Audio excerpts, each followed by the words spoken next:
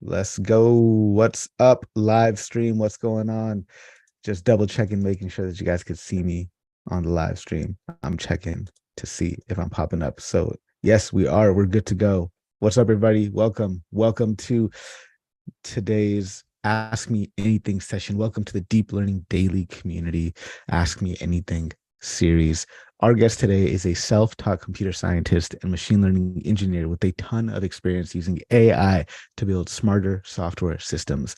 Over the past 7 years, her focus has been building production-grade AI systems in the industry, solving real-world engineering challenges for businesses at all stages and in all industries, ranging from e-commerce and insurance to media and entertainment.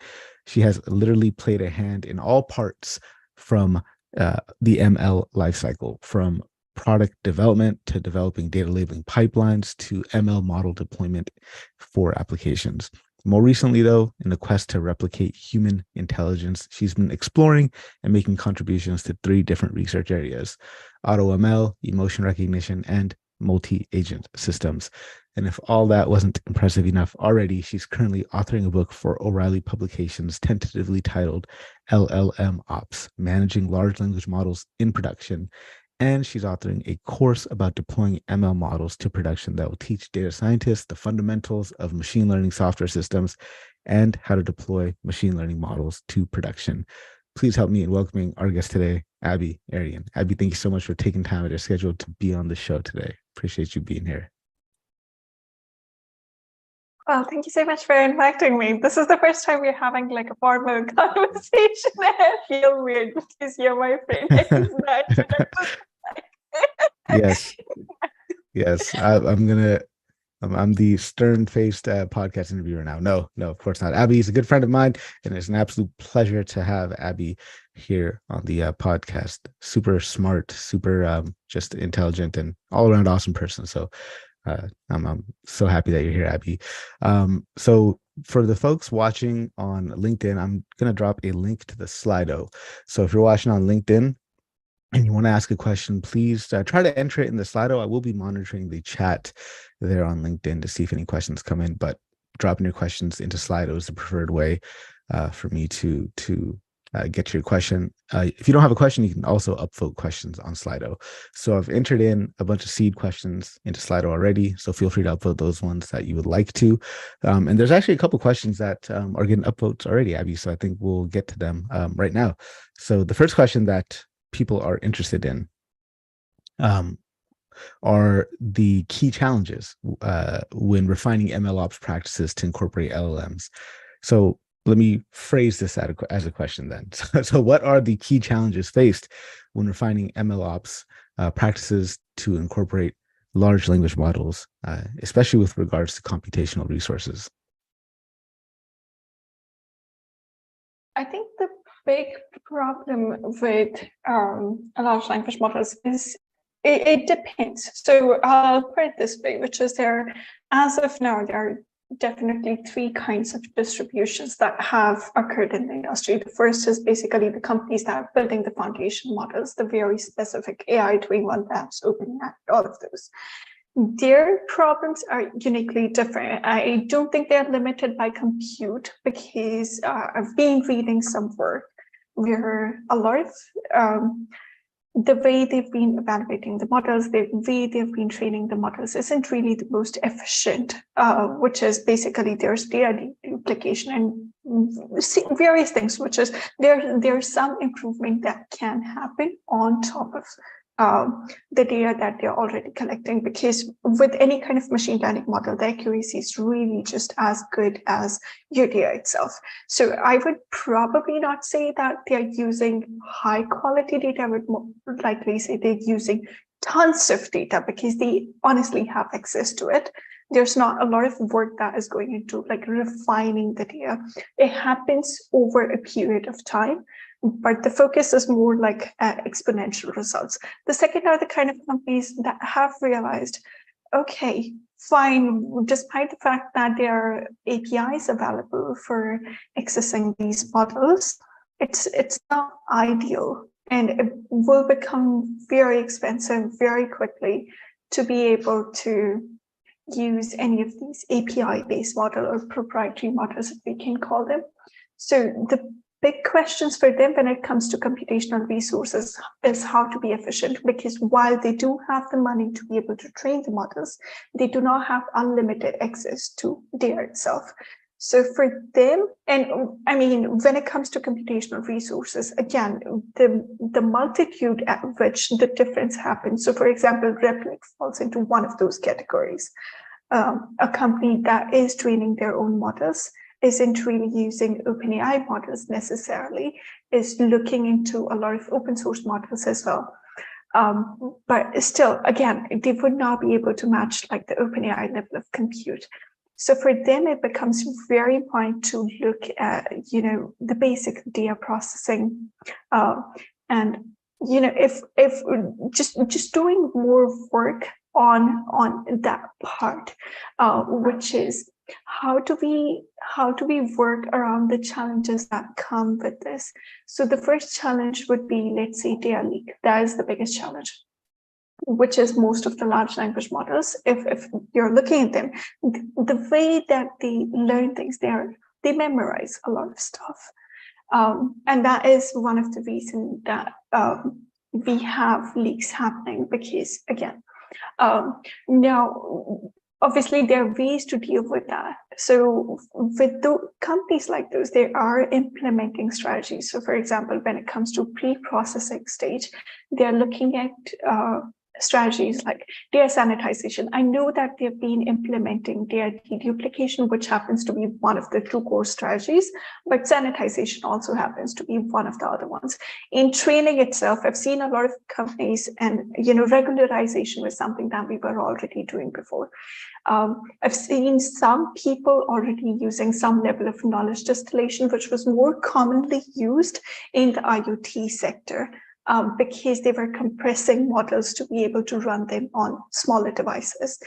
Now we're almost at the same point where we are sort of matching up that scale already, which is our models are too big for the devices that we are trying to run our models on.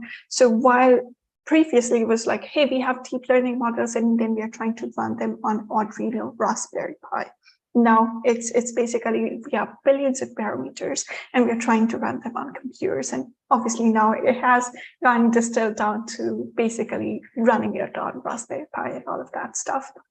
And the final thing where I think I've seen more work is in post-processing. There are people who are implementing strategies like confidence masking and filtering. This is the kind of work that I've not been seeing happening at maybe it happens at Microsoft, but I've not seen extensive work or extensive research published, at least by OpenAI, where they're investing that much effort into doing this thing very specifically.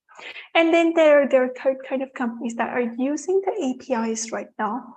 They're not really building their own models because they're limited in terms of training itself, which is they don't have the compute available to train the models.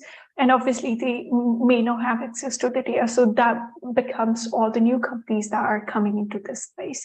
So for them, they are looking at different things, which is, the strategies that they're using is more like query caching, let's say, or can we cache the results that are happening over and over again? Can we concatenate the results so that basically if two queries are being if two inferences are being queried over and over again, can we somehow, through similarity search, come up with something which is an approximate answer for that?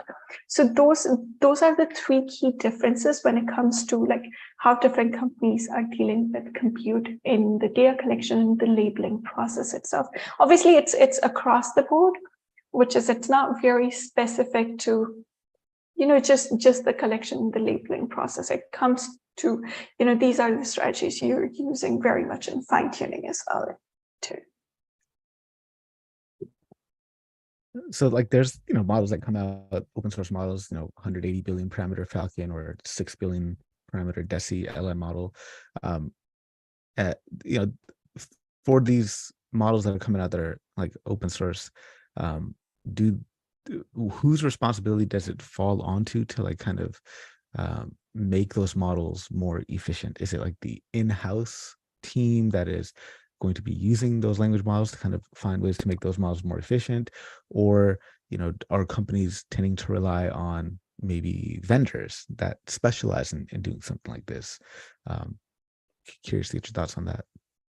So I think it will eventually come down to companies, because there are two reasons for this. The way, if you're looking at the labeling companies that are out there, sort of companies like Snorkel and stuff, that are working in on this very specific problem itself.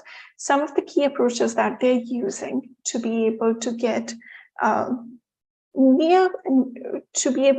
almost like approximate heuristics on the labels, or approximate labels, is basically active learning or self-supervised learning, or weak supervised learning, where you're learning the weak connections between the data itself. But before we even get to that point, you have to have some data that is labeled in-house. Most of these companies, again, I am not entirely sure on what their budget is, but I'm not assuming it's super cheap. But even for them to be able to automate the entire process, you even need to do extensive amount of work in-house, where you have at least thousands of data constantly coming in. And it becomes a little bit problematic as well, because now the model is constantly interacting with the real world, where you have more data coming in. Whereas in the previous process, where we were mostly working with discriminative models, again, I think there were very few people who were working with generative models because of the limitation. So the main kinds of generative models were basically GANs that people were looking at, not necessarily in text itself.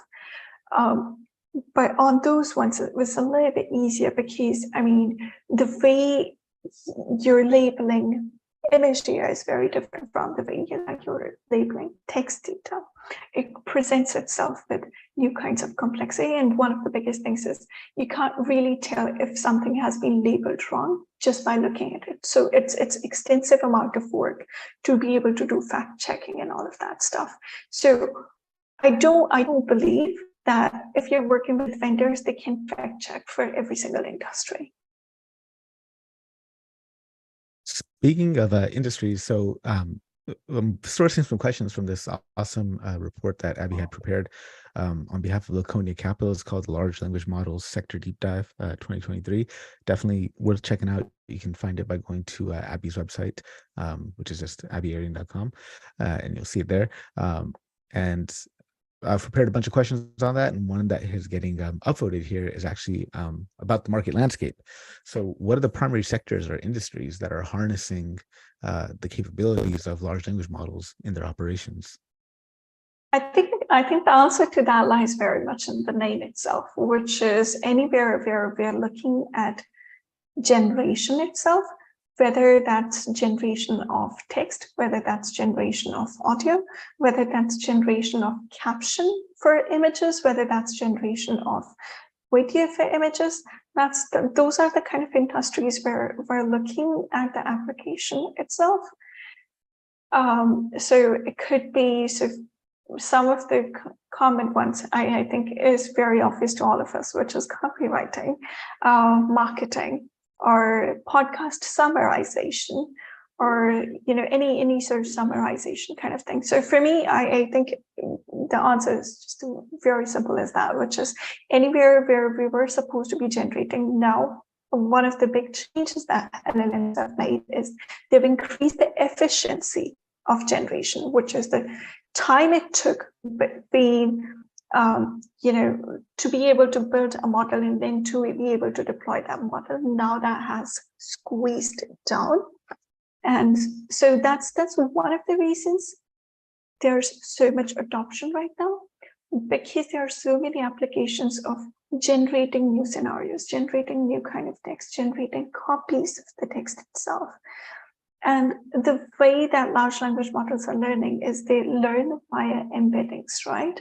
Which is learning the inherent structure of the text itself that allows it to be able to adapt to new data, which was something that was incredibly hard before. So for example, one of the things that I was discussing, especially with like folks at Laconia, was previously, if we were looking at, let's say, audio summarization or training a model that could recognize different languages or different kinds of audio, different dialects, we had to collect a data set for that particular language itself. And then to be able to train a model specifically for that language before we were able to generate predictions. Now that has shifted where we have now, if you're looking at some of the most common language models that have come out, they are models that do inherently have embeddings from different languages itself. And one of the more interesting things is they're able to adapt very well to new or unseen language or unseen data sets as well. Would the accuracy be high? No, but would they be able to deal with outliers? Surely. Would they be able to generate near accurate prediction? It's unlikely, but would they be able to answer it and not just deliver gibberish or say I cannot do anything? Well, most certainly, and depending on how those languages are similar, because languages do fall in that way, which is they're families of language that are structurally more similar to each other. So for them to be able to adapt to those languages becomes easy, even if you do not have a data set. So for example, there's a collection of languages that is called the Romantic languages that are very similar inherently in structure because all of them are derived from Latin itself. So for them to be able to, let's say we train a model on French and German and Spanish. I'm not really sure. I don't remember what the Romantic languages are, but there are 7 languages. Let's say if we train a model on 5 of those 7 languages, it would be naturally be able to adapt or learn or to be able to answer things in the 6th or the 7th language itself, despite never having seen that language within the data set.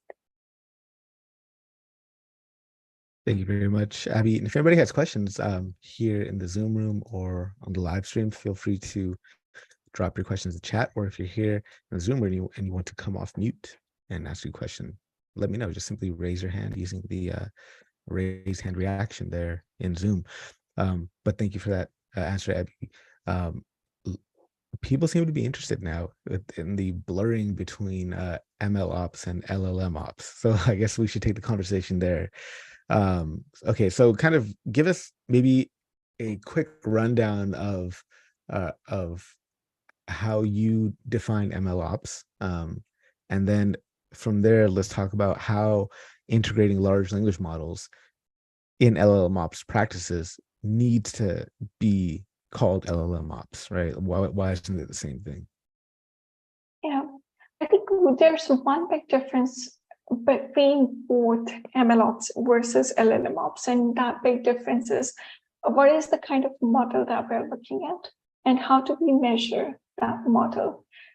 So I think MLOps is really a term for as long as we are working with discriminative models, because the big focus is on accuracy of the model itself. We're able to define those categories very clearly, which is this is accurate, this is not accurate, or prediction, or whatever label that we're coming up with lies within the,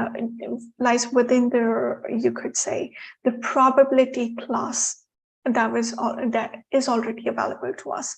Whereas with generative, that becomes different. So it poses new problems or it poses new challenges where, since the goal of the 2 models becomes very different, so there are some parts that change as well. So one of the big parts that has changed is, at least for the folks who came into MLOps and who came into ML quite a few years ago when we were just like 2016, 2017, so folks who've been there, a lot of time is really not spent on building the model, but on basically data collection, data labeling. Data pre-processing took so much, like entirety of effort. Most of the data scientists spent massive amount of time on that. I think that has decreased very much with LLMs. Now, where has that time gone? While they would still be focusing on it depends, which is depending on the company. While there will be people still focusing on building the model, some people will be focusing on monitoring the model. But it has gone into that part where now, while things would have worked out very well previously without having a very strong monitoring team on hand, to now that becomes very essential, which is when we're starting to think about having a reliability manager at hand. And it's not just, oh my God, we can have a reliability engineer if and so, that has become one of the most important things. The second part is how are we dealing with the constantly changing APIs, which is the work that a lot of ML engineers were doing before. That has become one of the more important parts. The third most important part is basically everything on security and how people are interacting with the model itself, which goes more towards the new rule that is coming up, or a new rule that people are discussing, which is the AI engineer rule, which is basically the person who, once you've worked out the models, once you've created the service, then that person sort of ties together the model inside the application itself. So, I feel like, there is this massive time in the entire ML lifecycle that was spent on the earlier parts of the process. Now that has shifted from, we need to really focus on the layer part of the process where we're thinking about the user experience far more than, is our data accurate or not? Or how much data have we collected? How much data haven't we collected? While those things would still remain important for people who are still fine-tuning and building up their own models, that shift has happened. The second thing is basically, the way we're doing domain adaptation on the models, which is there are some people who are using RAGs, there are some people who are using vector databases, then there are some people who are using fine-tuning. The challenges become very different. So for example, prompt engineering was not really a component that people were considering before the whole LLM thing. And now that has gotten added. Second thing is we spent a lot of time on feature stores. Now that is almost like, how much time are we really spending on storing the features using applications like Feast? Almost none.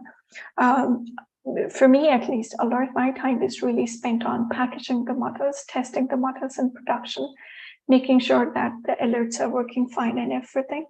So that whole, now we have to create and package our model, it has decreased, which is, maybe it has decreased because we have learned the technology, as in like there has been some maturity in the MLOps development for quite a few years, where it's not new anymore. There are quite sophisticated tools that you can use. The challenges are not really the same that there were in 2018 versus 2023. So while a lot of things, I think MLOps, the way it was built, was really perfect in 2018, 2019, it worked very well. There are a lot of tools that were built up. Till 23, now there are a lot of things that we can do just out of the box. Second thing is, most of the companies right now are not really, except healthcare, you could say, except healthcare and finance, which are two very heavily compliant industries, would not have just one kind of model, which is, they might have a generative model, but also a discriminative model. So, and you can't, within the machine learning team, you can't really, one of the big problems that I faced was for the senior leadership to convince them to adopt a certain tool. It's not easy saying, let's go to Databricks now, let's move to this new thing, let's move to that new thing. So now it becomes very important to be able to have both the models, or at least the tools that we're using, supporting both kinds of models for all the operations throughout the pipeline itself. Now, a lot of MLOps tools were not really built for that function, which is they cannot really support. They're still building the functionality. They're figuring out how to be able to support the generative models, but they've not really built the tooling for generative models as such. So the infrastructure is missing for like a lot of MLOps tools. It will catch up in likely next 2-3 years or so, which is one of the reasons, if you've looked at the report inside chapter 4, we have specifically mentioned, which is inside the LLMOps tooling, there will be companies that have built tools in MLOps. They will still be building tools for LLMOps companies as well. But there will be some companies that will be primarily focusing on like generative LLMOps tooling. They won't be able to support discriminative models as such. So it comes down to, what does our tech infrastructure look like? So that's the big difference, at least for me, which is for engineers, what tools are they using? How adaptable or how scalable those tools are when it comes to yesterday, when it comes to today. Do we really need to use 15 different ones, or do we use one single one that works across the organization and is reliable itself? Over the past, I would say, 8 to 9 months, there wasn't really a lot of focus on reliability as such, which is people were picking up everything that was coming up. If something goes up viral on GitHub, people are like, let's start using it. But a lot of packages, a lot of tools have been built up by independent developers, which is basically data scientists, ML engineers have built a lot of stuff to be able to support the new demand in LLMOps industry. But would these tools be able to raise funding? Would these tools be able to sustain the next 5 years to come? Those are big questions that I feel are like not yet answered. And I would sort of define the landscape for LLMOps tooling. I wouldn't say it's a very well-defined term or a very well-defined landscape. It's not. It's still coming up. We'll probably have more clarity in it through the next 2 or 3 years, because the way at least I'm seeing things is right now everybody's rushing into let's invest in these companies, let's invest in these companies. But eventually, at one point, things do dry out. And investors will start asking more so about profitability, and it doesn't really remain as such like, okay, you've built a new tool, it went viral on GitHub, that's more than enough to be able to raise funding. Let's go to Chris Brousseau. Chris Brousseau is in the building. Go for it, Chris. Harpreet, Abi, dude, it's great to see you guys. Abi, I have a really difficult question for you, and I'm sorry to put you on the spot like this, but I've struggled to find resources to point people to learn about the fundamentals of LLM ops outside of tooling. It seems like everybody is just they're gunning for learning tools. They're recommending tools to make it easier. Where would you recommend people go to learn the actual fundamentals of how this works? So I would say I may have to refer to my own stuff, which is I'm working on a report for O'Reilly that goes more so into the technology instead of the tools itself, which is more so about, these are the problems and technical challenges with large language models. And these are the things that we need to think of. We're working within so-and-so technical constraints, but it won't be out, unfortunately, until October, November. So I'm extremely sorry, but I'm not really seeing a lot of stuff that is already out on LLMOps specifically. There are a couple of blog posts that I've seen, but most of the blog posts, I would say, are very dispersed in the sense like there are some people who will focus very much on fine-tuning and evaluation part of the pipeline itself. And while there's nothing wrong with that, there are some people who focus very much on like the security aspect of things. So for me, at least, like the way I look at the field is there are 4 different things that we need to start looking at. The first is basically the data engineering pipeline, which will continue to become more important as we go into the future, which is basically everything that we talked about during the initial part of this conversation. All of that stuff right now is still very much limited within research papers. I can leave a few research papers that are going into details of where is the best way to be able to sanitize the data, where is the best way that we can think about their deduplication. All of those things have been there. These are not new terms. Same goes for, when it comes to security, which is there has been so much literature in open intelligence, OWASP, basically practices and all of that. So I don't feel like a lot of stuff is wrong. Stuff is already there, but I don't feel like there has been a lot of effort that has been put on combining a single resource, and it's gonna take time for people to come up and start combining a lot of resources. I think till about mid of this year, the major focus or the big question for people was more like, hey, which vector database should we use? Should we use a larger context window or a smaller context window? So those were questions of big interest to people. And as such, the big thing is the part where LLMOps comes into play is when we start, going from, do we really want to build this application to, we're sure that we want to build this application and we want to invest considerable resources into it for the next 5 years. But it will have big problems, which is you'll have to deal with problems such as hallucination. We'll have to deal with companies that are suing us. And while Microsoft as a company or OpenAI as a company might be able to deal with the lawsuits that come from inaccurate prediction, that come from misclassification of the data, not every company might be able to deal with that. So that is the awareness, which I don't feel like is there yet. There are some people who understand it, but a lot of people haven't been really putting a lot of effort into it. Some of the companies that I've seen putting some effort into it are companies like Arthur.ai that are creating a layer between the users and the models itself, so that basically at least you're not able to create drifts with, or the right word is misalignment. Basically, the model doesn't get misaligned quickly, because that's one of the big problems. Right now, I don't see a lot of people talking about misalignment right now. People are just talking about how do we deal with prompt drift. That is still an open question. So the big questions when it comes to, are we able to build a product that is able to sustain for like 30 days or 2 months? Even those haven't been answered yet. So LLMOps more so comes into play when we build an entire team around it and have committed to more like, okay, we're going to spend the next 3-5 years to being the leaders in this space, to being a product which is going to use these kind of models.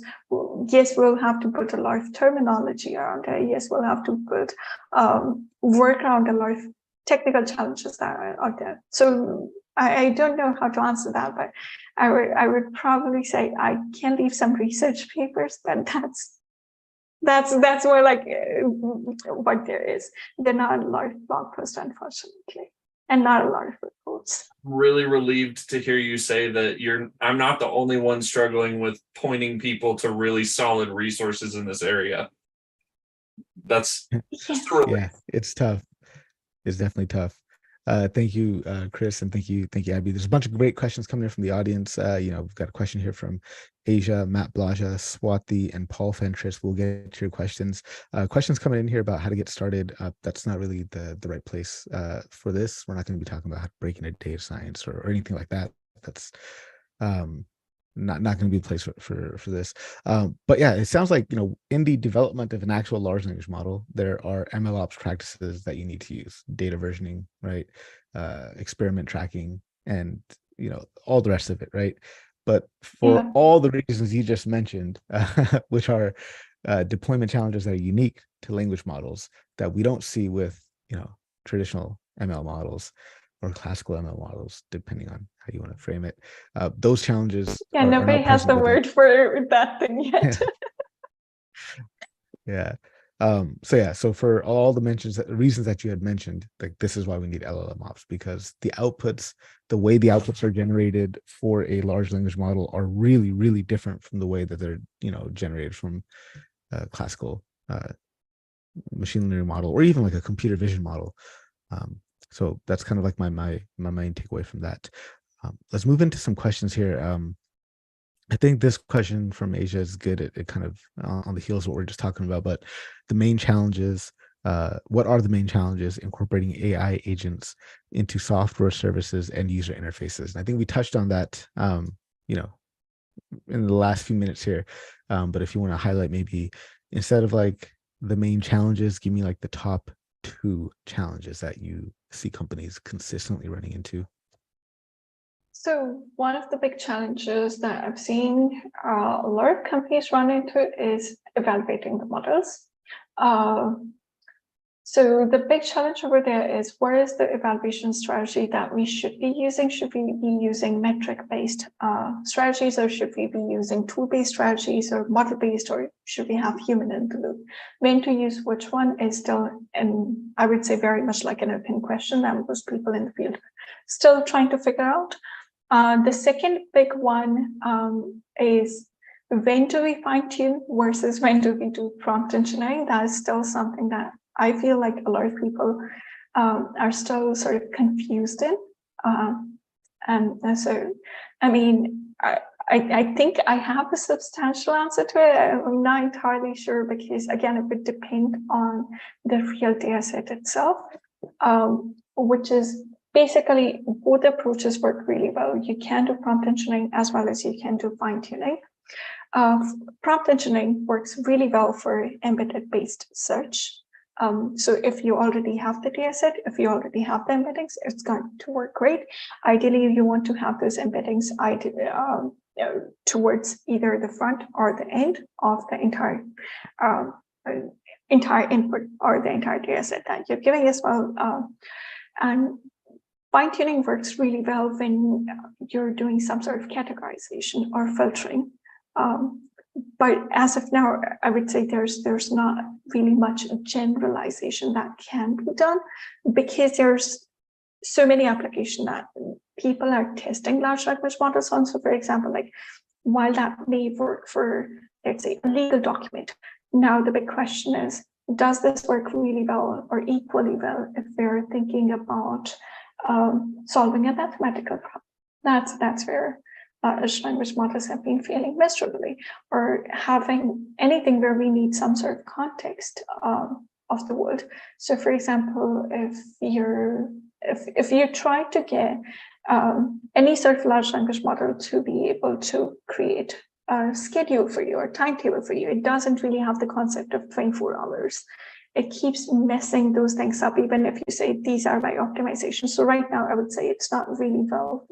It doesn't really work well for optimization, even if you give it all the context on earth that you want. So, and in those cases where inherently we are trying to change the behavior of the model, the fine tuning works really well. But again, it becomes more expensive and may not always be the right approach, depending on the complexity of the conditional itself, because the sampling becomes really hard if you don't really know how to be able to factor the probability function ahead of time. So the evaluation becomes super hard. So I would say those are two big problems. One is, when do we do fine tuning versus prompt engineering? Open question, depending on the use case, depending on the kind of data set, depending on which industry are you looking at, and the second is basically evaluation. Those will continue to be two questions. Yeah, that answers Paul's question, because Paul's question was, how do you choose when to fine tune versus prompt engineering? And kind of the way I understand it is, like, if your main use case is, I need this language model to be aware of my data, then just use retrieval augmented generation. But if you're like, okay, I need this language model to respond, or rather change its default behavior to respond in a certain way, whether that response is having the output structured in a particular way, or just using particular language, legalese or something like that, then fine tuning is the way to go. Is that kind of like the high level like takeaway that would you agree with me, I guess, or do I have this right? No, I would certainly say that is the right way of looking at it. And also, basically, if you want to reduce the size of the model as well, then probably you want to look at fine tuning instead of prompt engineering itself, which is, let's say if we want to use a smaller model, then prompt engineering might not be the way to be able to test that. So, I mean, it comes down to, yes, if we're augmenting the behavior of the model, or if we want to augment the model itself, then we're doing fine tuning. Otherwise, we're doing prompt engineering. A question here from Matt Blaza. So we'll go to Matt's question, and then I like Ted's question here in the Q&A. Then we'll go to Ted's question. Then we'll touch on the questions here. I believe they're from Swati. So first question from Matt here. Matt is first praising Abi. Hey, Abi, love your talks. I was wondering what sort of challenges that LLMs have for tokenization strategy if they're using multiple languages. Okay, that's interesting. So you've got a language model dealing with multiple languages, multiple human languages. How does tokenization strategy come into play here? So I would say one of the ways I've seen tokenization happen in similar cases, basically doing batching of the data itself, which is creating different batches of the languages itself and then creating separate tokens on them instead of using a single one. But also it becomes one of those processes where I don't think there's a distinct answer to this, or determinate answer to this as well, which is it would very much depend on the use case itself and depending on what are the languages that we're looking at and what is the inherent structure of those languages again when it comes to tokenization. The question coming in here from Ted is, do you know any good resources for AI agents executing existing code from a code base with decent reliability? So far, LangChain or Open Interpreter suffer from running into errors because of missing necessary code parts when executing. So I know there's a couple of people who are working in AI agents. Which ones are super reliable? I would say AutoGPT is one that you want to look at. Then you may also want to look at Baby AGI, but there's another one. There are two other ones that you would be interested in. One is by this company called Cognosis. That is working really well in this space. And the second one is Log10.io. So those are the ones that are really well versed when it comes to agents itself, and they're helping people with agents. And they have very good documentation as well, and their team is really nice, which is if you're working with them, if you get stuck in some part of the process that isn't really even technical, if you just need some advice, then they're some of the nicest people to be able to talk. Question here from Swati is, how are LLMs being utilized in legal research and document analysis to improve efficiency and accuracy in the legal sector? So I would say this is very much, this answer would be very much hearsay, because I have a couple of friends who've been working on LLMs, specifically a guy called Damien Reed. He's working very specifically on this problem in the legal space. What are the big challenges? The big challenges is basically fact correction or fact checking itself. How are they being used? They're being used for summarization very specifically, and to be able to create analogies. But a lot of analogies end up, just hallucinating, which is basically just creating gibberish cases. So that's a report that I was seeing from a couple of friends who are working in that space. But again, I would say I'm not probably the best person to go that much in detail on like the legal space. I've not worked in it. And a question coming in from Anonymous here about LLM deployment. And this is with respect to, which framework do we use? There's, number of frameworks. There's Ray, there's Hugging Face TGI, NVIDIA Triton, VLLM, Desi's Inferry engine. Maybe let's forget the question of which is the best framework. I guess, what considerations do we need to make when choosing a framework for deployment? I think the first thing comes down to cost. So the second thing, again, it would come down to control. And the third thing would come down to iterative development, which is how regularly are they releasing new features in it. So when it comes to Ray, there's a really strong team behind it. They have also worked on a package called Abi Aryan that is basically for setting guardrails around the models itself. I wouldn't say it's the most complete tool, but at least they are putting effort in it, which means even if you run into some problems or even if you want to figure out evaluations, you would be more likely to have to hop on a call and help you out if you're going with their service. But I would probably say, I mean, if you're just starting off as an independent developer, it's a biased answer, but I would probably start with Hugging Face, more so because they just have a lot of models available, which you can easily switch using the API itself. And plus, they are very well supported with a lot of other APIs from different competing services, different data sources, other parts in the infrastructure itself. So I would probably say them, but again, I would, this is one of those things, which is, I mean, I don't think there's one which is better than the other. Every company is doing interesting work. One company will release one thing, and then the other company a month later will release something else. So it comes down to which is affordable for you, which is the one that you're already using. If you're already using something, try to stick with it instead of jumping onto it like a new one. If you must jump onto a new thing, then maybe start with Hugging Face and then adapt to something else, which is you can adapt to Triton, or you can sort of adapt to the one by Desi.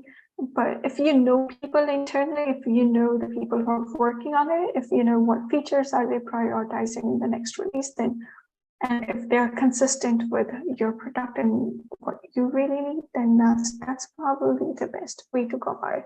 And it comes down to like the big question in software development itself, which is, I was hearing the same question when we were picking up data catalogs as well, which is what's the best data catalog which is out there for our company to be able to use to organize all of the data and the metadata we have. And it came down to, do you have in-house resources to be able to build your own? Which is, do you really need an external one? Or do you think you have people who can build a competing service?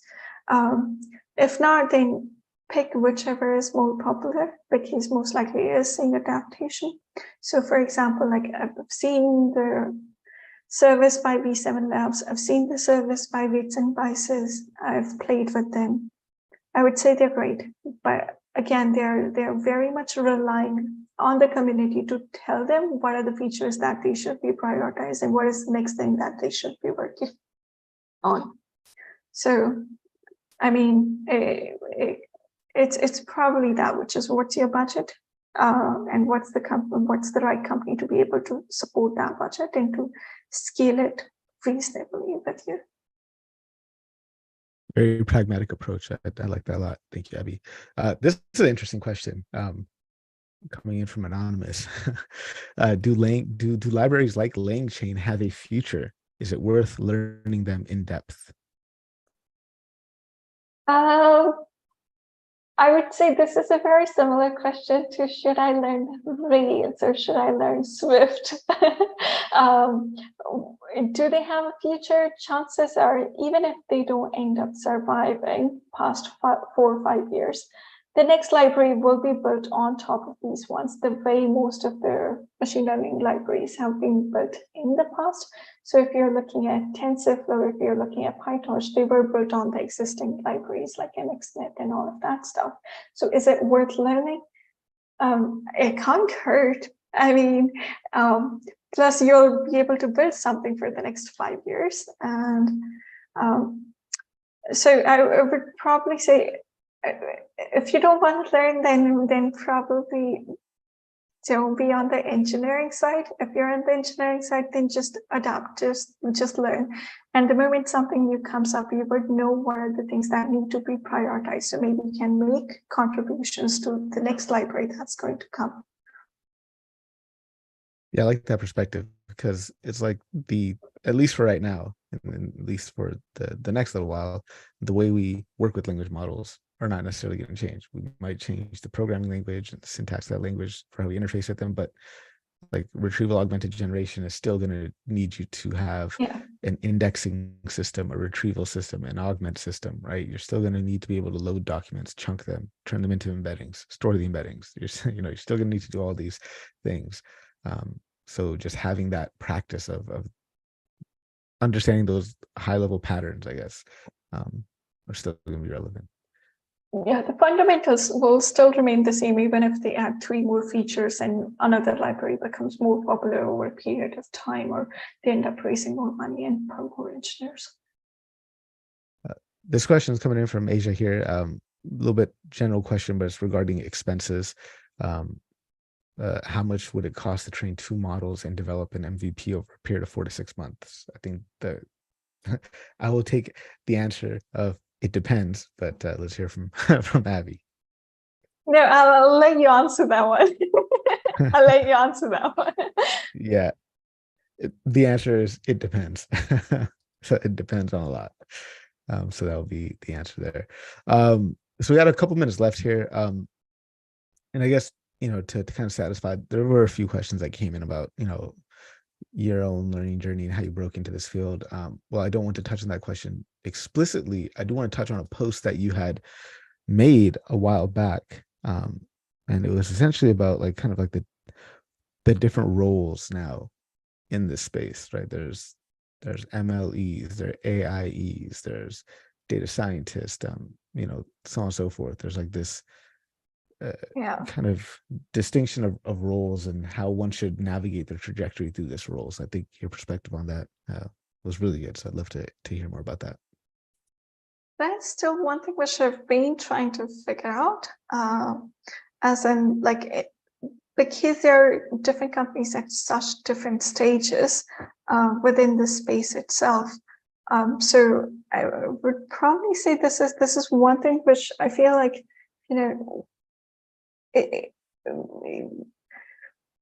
it comes down to a simple thing, which is a lot of people ended up, back in the day, a lot of people ended up hiring data scientists and then quickly realized data scientists are really good at building the model, but they can't deploy the models. So I think if we start thinking more so from what's the deliverable here, and then think about the roles, then it would make more sense instead of thinking from it, what is an ideal team to be able to support, an LLM function within an organization. So it comes down to what is the real product? Where is the step before that, before we need to release the product? The step that we need is we need to be able to connect to certain APIs. We need to be able to give it our data itself, and then for it to be integrated within the website. So that means basically we need one person. Now, if we have more budget, then what is the next problem that will likely solve? The next problem we'll likely solve is, can we somehow, depending on the problem, change the behavior of the model itself, inherently change the behavior of the model, which is when we start looking more so into fine-tuning itself.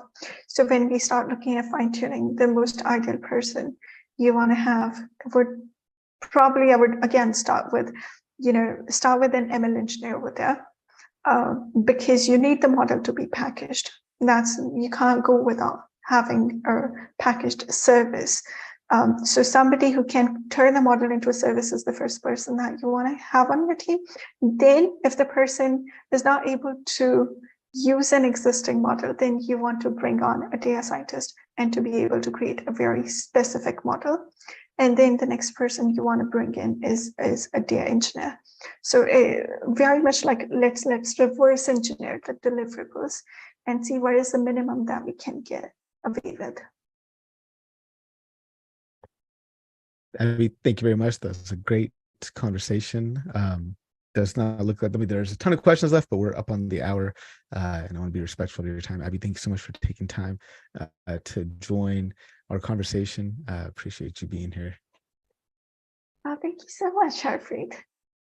And thank you so much, everybody, for being here. If you have any more questions, you can message me on LinkedIn or tag me on Twitter or on Threads. I'm at Abi Aryan everywhere. Happy to answer everything. Yes, be sure to follow Abi, stay connected with her, and then also, join the Deep Learning Daily community, deeplearningdaily.community. There's also the LLMOps community that I'm part of with Abi. I don't have an easy shorthand for that, but it's on Discord. So I'll get you the link for it. We need to think about getting a actual URL for that.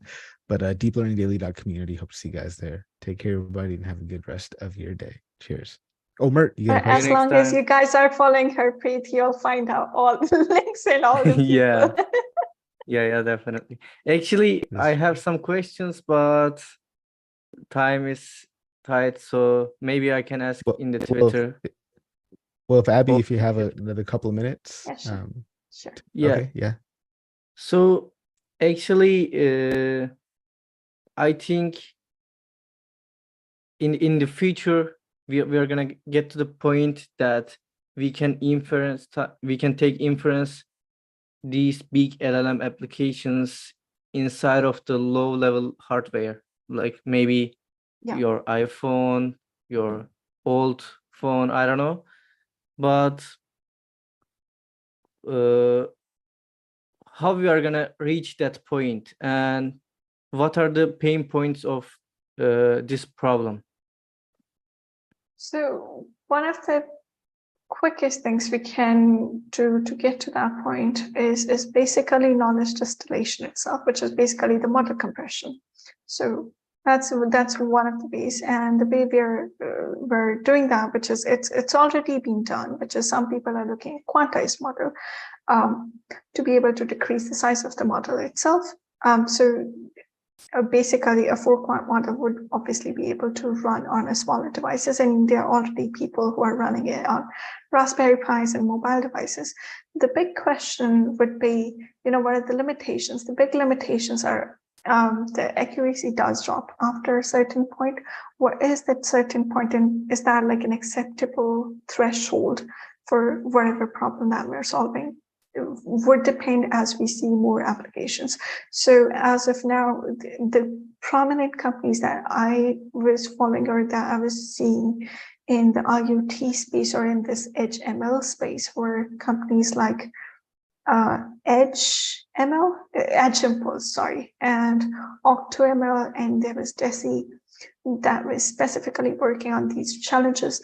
I've not really seen them while they have worked extensively on creating infrastructures to be able to run deep learning models and transformer models on very small devices, but I've not seen a lot of work from their companies, except from Deci, to be able to run them on like a Raspberry Pi. So because again, it depends, they need to work with the hardware as well. So I don't think the support has come yet.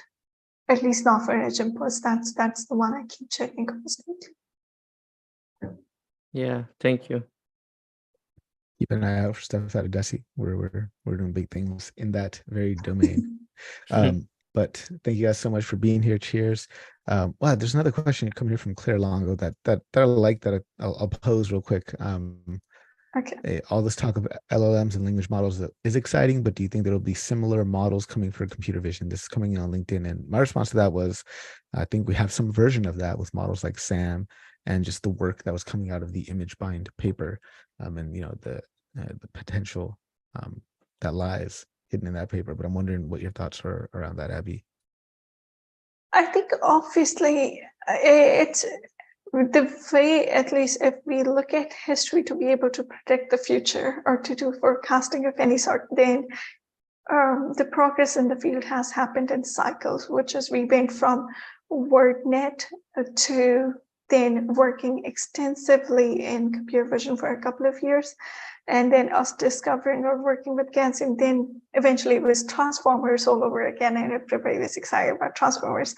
Now it's large language models. So we've had 2 iterations of language models.